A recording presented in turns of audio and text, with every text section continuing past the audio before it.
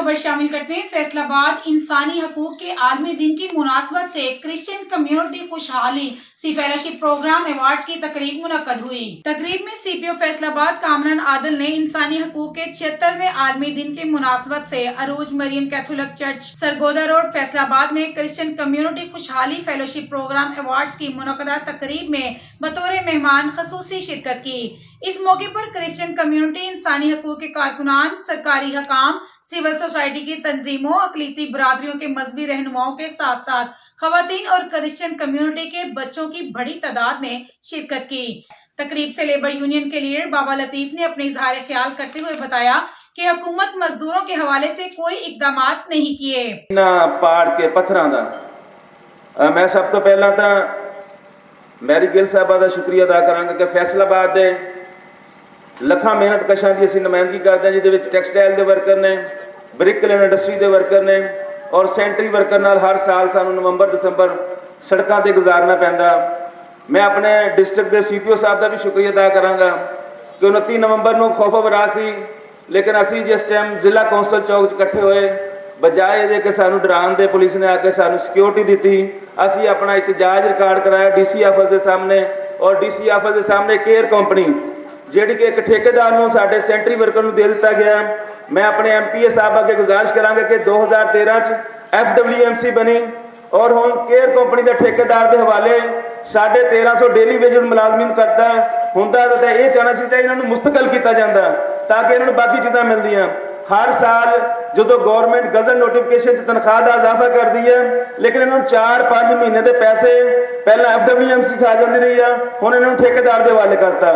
ਮੈਂ ਪੰਜਾਬ ਹੁਕੂਮਤ ਦਾ ਅੱਛਾ ਇਕਦਾਮ ਜਿਹੜਾ ਉਹਨੂੰ ਵੀ ਦੱਸਣਾ ਚਾਹੁੰਦਾ ਕਿ ਇਸ ਦਫਾ ਜਿਹੜਾ ਕੰਪਨੀ ਨੇ ਫੈਸਲਾ ਕੀਤਾ ਹੈ ਕਿ ਇਹਨਾਂ ਨੂੰ ਸੋਸ਼ਲ ਸਿਕਿਉਰਿਟੀ ਕਾਰਡ ਵੀ ਮਿਲੇਗਾ, ਇਹਨਾਂ ਦਾ EOBI ਵੀ ਭਰਾਈ ਜਾਏਗੀ ਔਰ ਪਹਿਲੀ ਦਫਾ ਹੋਇਆ ਕਿ ਕੰਪਨੀ ਨੇ ਇਹਨਾਂ ਨੂੰ ਭਰਤੀ ਲੈਟਰ ਵੀ ਦੇ ਦਿੱਤੇ ਨੇ। ਲੇਕਿਨ ਅਸੀਂ ਚਾਹ ਰਹੇ ਹਾਂ ਕਿ ਕ੍ਰਿਸਚੀਅਨ ਮਜ਼ਦੂਰਾਂ ਨੂੰ ਡੇਲੀ ਵੇਜਸ ਕਿਉਂ, ਇਹਨਾਂ ਨੂੰ ਜਿਹੜੇ 10 ਸਾਲ ਤੋਂ 15 ਸਾਲ ਤੋਂ ਕੰਮ ਕਰਦੇ ਨੇ, ਮੈਂ ਐਮਪੀਏ ਸਾਹਿਬਾਨ ਅੱਗੇ ਗੁਜ਼ਾਰਿਸ਼ ਕਰਾਂਗਾ ਕਿ ਇਹਨਾਂ ਨੂੰ ਮੁਸਤਕਲ ਕੀਤਾ ਜਾਏ ਤਾਂ ਕਿ ਇਹਨਾਂ ਨੂੰ ਉਹ ਮਰਾਦ ਮਿਲਣ, ਕਿਉਂਕਿ ਸਭ ਤੋਂ ਅੱਛਾ ਸਫਾਈ ਨਿਸਫ ਈਮਾਨ ਹੈ ਤੇ ਸਫਾਈ ਨਿਸਫ ਈਮਾਨ ਦੇ ਨਾਲ ਉਹਨਾਂ ਦੇ ਹਕੂਕ ਵੀ ਪੂਰੇ ਮਿਲਣੇ ਚਾਹੀਦੇ ਨੇ। ਔਰ ਮੈਂ ਉਮੀਦ ਕਰਾਂਗਾ ਕਿ ਜਿਹੜੇ ਵਾਅਦੇ ਪੰਜਾਬ ਹੁਕੂਮਤ ਨੇ ਜਿਹੜਾ ਐਗਰੀਮੈਂਟ ਕੀਤਾ ਇਹਨਾਂ ਦੇ ਨਾਲ ਉਹ ਤੇ ਮੁਕੰਮਲ ਮਨੋਹਨ ਅਮਲ ਦਰਾਮਦ ਹੋਣਾ ਚਾਹੀਦਾ ਔਰ ਉਹਦੇ ਨਾਲ ਜਿਹੜਾ ਸ਼ਹਿਰ ਦੇ ਅੰਦਰ ਨਹੀਂ, ਕਿਉਂਕਿ ਅਗਰ ਇੱਕ ਸਿਪਾਹੀ ਨੇ ਵਰਦੀ ਪਾਈ ਹੈ ਤਾਂ ਸਾਡੇ ਸੀਪੀਓ ਸਾਹਿਬ ਨੇ ਵੀ ਵਰਦੀ ਪਾਈ ਹੈ। ਐਮਪੀਏ ਸਾਹਿਬਾਨ ਅੱਗੇ ਗੁਜ਼ਾਰਿਸ਼ ਹੈ ਕਿ ਜਿਹੜੀ ਵਰਦੀ ਸਾਡੇ ਸੈਂਟਰੀ ਵਰਕਰ ਨੂੰ ਪਾਈ ਹੈ ਉਹਦੇ ਸੀਓ ਨੂੰ ਵੀ ਉਹ ਵਰਦੀ ਪਾਓ। ਅਗਰ ਸੀਪੀਓ ਸਾਹਿਬ ਵਰਦੀ ਪਾ ਕੇ ਬੈਠੇ ਤਾਂ ਫਿਰ ਵਰਦੀ ਉਹਨੂੰ ਵੀ ਪੈਣੀ ਚਾਹੀਦੀ ਹੈ ਔਰ ਵਰਦੀ ਦੇ ਨਾਲ ਜਿਹੜਾ ਕਿ ਸਾਡੇ ਨਾਲ ਇਸ ਸ਼ਹਿਰ ਦੇ ਅੰਦਰ ਜਿਹੜਾ ਤਵੱਸਲ ਵਰਤਿਆ ਜਾ ਰਿਹਾ, ਜਿਹੜਾ ਕਿ ਅੱਜ ਦਿਨ ਮੁਸ਼ਕਲਾਤ ਪੇਸ਼ ਆ ਰਹੀਆਂ ਨੇ ਵਰਦੀ ਪਾਉਣ ਦੇ ਨਾਲ, ਮੈਂ ਸੀਪੀਓ ਸਾਹਿਬ ਔਰ ਸਾਰੀ ਇੰਤਜ਼ਾਮੀਆ ਸੁਣ ਰਹੀ ਹੈ ਕਿਉਂਕਿ ਸਾਡਾ ਮੁਲਕ ਇਸ ਬਾਤ ਦਾ ਮੁਤਹਮਲ ਨਹੀਂ। ਜੜਾਂ ਵਾਲਾ ਸਾਨਿਆ ਹੋਇਆ, ਸਾਨਿਆ ਸ਼ਾਂਤੀ ਨਗਰ ਹੋਇਆ, ਸਾਨਿਆ ਗੋਜਰਾ ਹੋਇਆ, ਸਾਨਿਆ ਯੂਹਾਨਾਬਾਦ ਹੋਇਆ, ਲੇਕਿਨ ਅਸੀਂ ਚਾਹੁੰਦੇ ਹਾਂ ਕੋਈ ਹੋਰ ਸਾਨਿਆ ਨਾ ਹੋਵੇ। ਕੱਲ ਕਲਾ ਕੋਈ ਮਜ਼ਹਬੀ ਇਸ਼ੂ ਬਣਿਆ ਤੇ ਸੈਂਟਰੀ ਵਰਗਾਂ ਨੂੰ ਹਰ ਯੂਨੀਅਨ ਕੌਂਸਲ 'ਚ ਫੜ ਕੇ ਅੱਗਾ ਲਾ ਦੇਣਗੇ ਲੋਕ। ਇਹ ਬਹੁਤ ਬੜਾ ਮਸਲਾ ਵਾ। ਅਸੀਂ ਬਿਲਕੁਲ ਵਰਦੀ ਪਾਉਣਾ ਚਾਹੁੰਦੇ, ਵਰਦੀ ਦੇ ਖਿਲਾਫ ਨਹੀਂ। ਅਸੀਂ ਚਾਹੁੰਦੇ ਕਿ ਉਹਨਾਂ ਨੂੰ ਰਿਫਲੈਕਟਰ ਵਾਲੀ ਜੈਕਟ ਦਿੱਤੀ ਜਾਵੇ ਜਿਹਦੇ ਨਾਲ ਉਹਨਾਂ ਨੂੰ ਇੱਕ ਅਛੂਤ ਕਰਾਰ ਦੇ ਦਿੱਤਾ ਗਿਆ ਸੀ ਫੈਸਲਾਬਾਦ ਦੇ ਅੰਦਰ। ਇਹ ਸਫਾਈ ਵਾਲੇ ਨੇ, ਮੈਂ ਮਾਦਤ ਦੇ ਨਾਲ ਮੇਰੇ ਭਾਈ ਬੈਠੇ ਨੇ, ਲਫ਼ਜ਼ ਫਿਰ ਉਹੀ ਇਸਤੇਮਾਲ ਹੋਣ ਲੱਗੇ, ਇਹ ਚੂੜੇ ਨੇ, ਇਹ ਫਲਾਣ ਨੇ। ਮੈਂ ਚਾਹਾਂਗਾ ਆਪਣੇ ਐਮਪੀਏ ਸਾਹਿਬਾਨ ਅੱਗੇ ਗੁਜ਼ਾਰਿਸ਼ ਕਰਨਾ ਚਾਹੁੰਦਾ ਕਿ ਸਫਾਈ ਨਿਸਫ ਈਮਾਨ ਹੈ ਤੇ ਫਿਰ ਈਮਾਨ ਦੇ ਨਾਲ ਸਾਨੂੰ ਚਾਹੀਦਾ ਕਿ ਜਿਹੜੇ ਕੰਮ ਕਰਦੇ ਨੇ ਉਹਨਾਂ ਨੂੰ ਬਰਵਕਤ ਉਹਨਾਂ ਨੂੰ ਸੇਫਟੀ ਇਲਾਜ ਮੁਹੱਈਆ ਹੋਣੇ ਚਾਹੀਦੇ ਨੇ। ਉਹਨਾਂ ਨੂੰ ਸੋਸ਼ਲ ਸਿਕਿਉਰਿਟੀ ਕਾਰਡ ਵਾਅਦਾ ਕੀਤਾ ਕੰਪਨੀ ਨੇ, FWMC ਨੇ ਕਦੇ ਨਹੀਂ ਦਿੱਤਾ, ਲੇਕਿਨ ਇਹਨਾਂ ਦੇ ਜਿਹੜੇ ਬਕਾਇਆ ਜਾਤ ਨੇ 15 ਦਸੰਬਰ ਦਾ ਵਾਅਦਾ ਕੀਤਾ। ਮੈਂ ਉਮੀਦ ਕਰਾਂਗਾ ਕਿ 15 ਦਸੰਬਰ ਤੱਕ ਕ੍ਰਿਸਮਸ ਦੀ ਖੁਸ਼ੀਆਂ ਦੇ ਵਿੱਚ ਸ਼ਾਮਲ ਹੋਣ ਵਾਸਤੇ ਇਹਨਾਂ ਦੇ तमाम ਤਰ ਵਾਜਬਾਤ ਦਿੱਤੇ ਜਾਣ ਔਰ ਇਹਨਾਂ ਦੀਆਂ ਹੈਲਥ ਦੀਆਂ ਸਹੂਲਤਾਂ ਦਿੱਤੀਆਂ ਜਾਣ। MTM ਇੱਕ ਅਦਾਰਾ ਫੈਸਲਾਬਾਦ ਦਾ ਟੈਕਸਟਾਈਲ ਫੈਸਲ ਮਸੀਹ ਐਸੇ ਸਰਗੋਦਾ ਰੋਡ ਤੋਂ ਨਿਕਲਿਆ, ਜਦੋਂ ਨਿਕਲਿਆ ਉਹਦਾ ਹਾਦਸਾ ਹੋ ਜਾਂਦਾ, ਲੇਕਿਨ ਪਤਾ ਚੱਲਿਆ ਕਿ MTM ਨੇ ਉਹਦੀ ਇੰਸ਼ੋਰੈਂਸ ਕਰਾਈ ਸੀ। ਇੰਸ਼ੋਰੈਂਸ ਕਿੰਨੇ ਦੀ ਸੀਗੀ ਕਿ ਉਹ ਇੱਕ 32,000 ਲੈਣ ਵਾਲੇ ਵਰਕਰ ਦੀ ਇੰਸ਼ੋਰੈਂਸ 70 ਲੱਖ ਰੁਪਏ ਦੀ ਇੰਸ਼ੋਰੈਂਸ ਸੀ। ਜਦੋਂ ਨਾਜ਼ੀਆ ਬੀਬੀ ਸਾਡੇ ਦਫ਼ਤਰ ਅਮਨ ਘਰ ਆਈ ਤੇ ਉਹਨੇ ਆ ਕੇ ਦੱਸਿਆ ਕਿ ਮੇਰੇ ਨਾਲ ਇਹ ਮਸਲਾ ਬਣਿਆ ਸੀ, ਉਹਨੂੰ 70 ਲੱਖ ਰੁਪਏ ਇੰਸ਼ੋਰੈਂਸ ਲੈ ਕੇ ਦਿੱਤੀ ਹੈ। ਮੈਂ ਚਾਹਨਾ ਕਿ ਇਹਨਾਂ ਸਭ ਵਰਕਰਾਂ ਦੀ, ਸੈਂਟਰੀ ਵਰਕਰਾਂ ਦੀ ਸਵੇਰ 6 ਵਜੇ ਉੱਠ ਕੇ ਕੰਮ ਕਰਦੇ ਨੇ, ਡਿਵਾਈਡਰ ਦੇ ਨਾਲ ਕੰਮ ਕਰਦੇ ਨੇ, ਆਏ ਦਿਨ ਹਾਦਸਾਤ ਹੁੰਦੇ ਨੇ। ਮੈਂ ਚਾਹਨਾ ਕਿ ਇਹਨਾਂ ਦੇ ਬੱਚਿਆਂ ਨੂੰ ਵੀ ਪੂਰੇ ਵਾਜਬਾਤ ਮਿਲਣੇ ਚਾਹੀਦੇ ਨੇ ਔਰ ਉਹਨਾਂ ਨੂੰ ਵੀ इंश्योरेंस पूरी पॉलिसी जी वो सारे सामने लैके दी जाए। पंजाब असैम्बली सब नूं बताया जाए कि अगर आइंदा किसी सैंटरी वर्कर नाल हादसा होएगा वो वाजबात मिलणगे। और उहदे नाल मैं जिस इलाके च खड़ा हाँ इस इलाके के अंदर ਬਹੁਤ ਸਾਰੀ ਮੁਸ਼ਕਲਾਂ ਸਨ, ਲੇਕਿਨ ਇੱਥੇ ਡੀਐਸਪੀ ਸਾਹਿਬ ਵੀ ਬੈਠੇ ਹੋਏ ਨੇ, ਮੈਂ ਉਹਨਾਂ ਦਾ ਸ਼ੁਕਰੀਆ ਅਦਾ ਕਰਾਂਗਾ, ਗਾਜ਼ੀ ਉਮਰ ਦਰਾਜ਼ ਸਾਹਿਬ ਔਰ ਸਾਡੇ ਇੱਥੇ ਦੇ ਐਸਐਚਓ ਸਾਕਮ ਮੇਰ ਸਾਹਿਬ। ਜਦੋਂ ਅਸੀਂ 16 ਦਿਨ ਧਰਨਾ ਦਿੱਤਾ ਸੀ 에ਅਰਪੋਰਟ ਚੌਕ ਬੰਦ ਕਰਕੇ, ਉਹ ਥੰਮਲ ਮਜ਼ਾਜ ਅਫੀਸਰ ਲੈ ਕੇ ਆਏ ਨੇ ਇੱਥੇ ਐਸਐਚਓ ਸਾਹਿਬ, ਕਿ ਉਹਨਾਂ ਨੇ ਹਮੇਸ਼ਾ ਜਾ ਕੇ ਜਦੋਂ ਵੀ ਮਜ਼ਦੂਰ ਗਿਆ, ਕਿਉਂਕਿ ਇੱਥੇ ਮਜ਼ਦੂਰਾਂ ਦਾ ਇਲਾਕਾ ਜ਼ਿਆਦਾ, ਜਦੋਂ ਵੀ ਮਜ਼ਦੂਰ ਗਿਆ ਉਹਨੂੰ ਨਾਲ ਆਪਣੇ ਬਿਠਾ ਕੇ ਗੱਲ ਸੁਣੀਆਂ। बहुत मेहरबानी, शुक्रिया। तकरीब का मकसद क्रिश्चियन कम्युनिटी के अफराद की मेहनत और काविशों को ज़ाहिर करना है, जबकि एक से ज्यादा मनसफाना मुआशरे की तश्कील में इंसानी हकूक की बुनियादी अहमियत पर भी जोर देना है। इस दिन का मकसद बाहमी मुनासबत और भाईचारे को फरोग देना है। इसका पस मंजर या शनाख्त कुछ भी हो, हमारे हकूक हमारा मुस्तकबिल है। तकरीब मेंबर सूबाई असम्बली और समाजी रहनुमाओं ने शिरकत की और इंसानी हकूक के आलमी दिन के मौके पर मजदूरों के मसाइल को उजागर किया गया। देखिए, आज पाकिस्तान नहीं पूरी दुनिया में आलमी इंसानी हकूक का दिन है और हम इस दिन हर साल एक तकरीब मुनक्कद करते हैं जिसमें हम पाकिस्तान में सफाई करने वाले जिनका ताल्लुक मसीही हों, हिंदू हों, मुसलमान हों, कोई भी हो, उनकी खिदमात को सराहते हैं।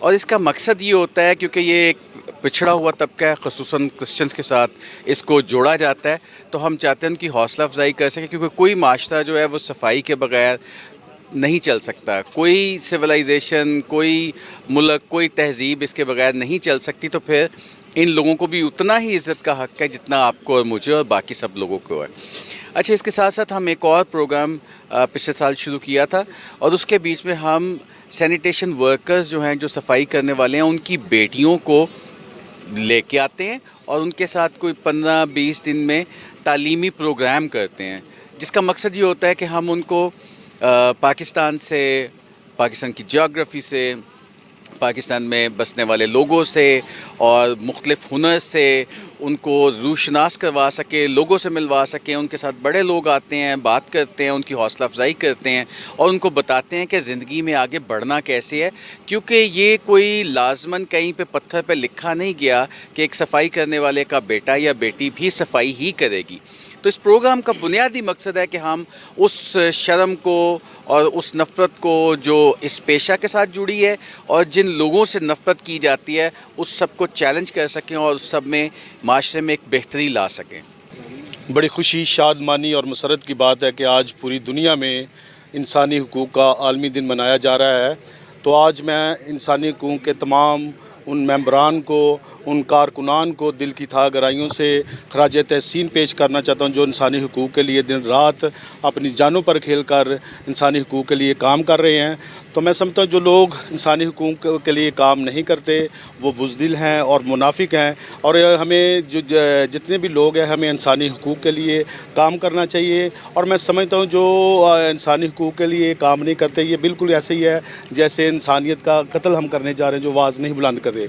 और इस मौके पर हम सबको बताना चाहते हैं कि हम सबको मिलकर इंसानी हकूक़ के लिए काम करना चाहिए। और अगर हम इंसानी हकूक़ के लिए काम करेंगे दुनिया में, तो लोग जो है अमन से अपनी ज़िंदगियाँ बसर कर सकेंगे। और मैं समझता हूँ जब हम काम करेंगे इंसानी हकूक़ के लिए, तो हम सुबह की उस मंजिल तक ज़रूर पहुँचेंगे जब दुख के बादल पिघलेंगे, जब सुख का सागर छलकेगा, जब अंबर झूम के नाचेगा, जब धरती गीत गाएगी, वो सुबह इंसानी हकूक़ के लिए काम करने से ही आएगी। God bless all of you and God bless Pakistan. सबसे पहले तो बड़ी खुशी की बात है कि इंसानियत के हकूक़ के लिए आज आलमी दिन मनाया जा रहा है। तो मैं उन लोगों को सलाम पेश करता हूँ कि जो इंसानियत के लिए काम कर रहे हैं।